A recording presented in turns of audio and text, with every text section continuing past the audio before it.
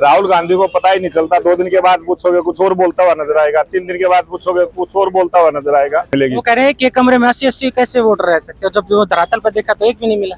वो प्रूफ दिखाए ना, वो प्रूफ लेके आए, अपनी बात कहनी चाहिए। अनिल विज की अनदेखी क्यों? नमस्कार, आप देख रहे हैं हरियाणा तक। हमारे साथ बीजेपी के प्रदेश अध्यक्ष जी हैं, उनसे बात करने को। सर, जिस तरह से अभी जो है आज विश्व मना रहे हैं आप लोग, उसका एजेंडा क्या है?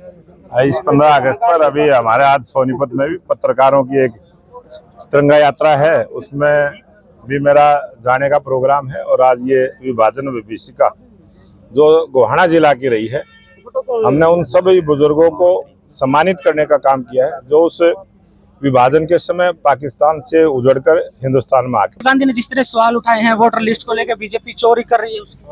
अब वो राहुल गांधी को पता ही नहीं चलता वो क्या बोल रहा है। राहुल गांधी को पता ही नहीं चलता, 2 दिन के बाद पूछोगे कुछ और बोलता हुआ नजर आएगा, 3 दिन के बाद पूछोगे कुछ और बोलता हुआ नजर आएगा। उसका दिमागी संतुलन। लेकिन उसने सबूत दिए है पूरे विधानसभा में, कह रहा है कि 1,20,000 वोट फर्जी थे। आप इस देश के जागरूक मतदाता है। आप हिंदुस्तान के किसी भी बूथ का अपने कंप्यूटर पे बैठ के, अपने फोन के अंदर भी आप उसकी वोटर लिस्ट निकाल सकते हैं।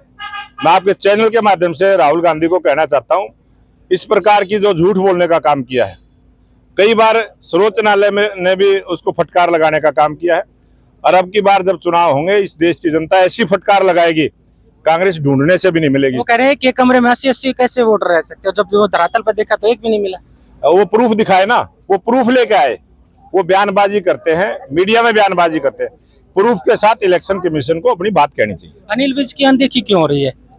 अनिल विज की अनदेखी का जो मामला है, आप जैसे पत्रकार भाई अपनी चटपटी खबरें बनाने के लिए बात करते रहते हैं। 42 विधानसभा, अनिल विज 42 कैबिनेट मंत्री हैं, 42 कैबिनेट मंत्री के बारे में इस प्रकार की भाषा पत्रकार ने यूज नहीं करती। 42 उसमें आपने एक उसमें सीट में सभी मंत्रियों को जिम्मेवारी दी। अब 42 आदमियों को जिम्मेवारी दी। अभी तो हमारे 6 बचे हैं, अभी तो हमारी लोकसभा बची है, अभी तो हमारा प्रांत बचा है, अभी तो जिम्मेवारियां उनसे बड़ी रहनी है। 15 अगस्त को अभी नहीं जिम्मेवारी मिली, अटैच कर दिया। अब क्या?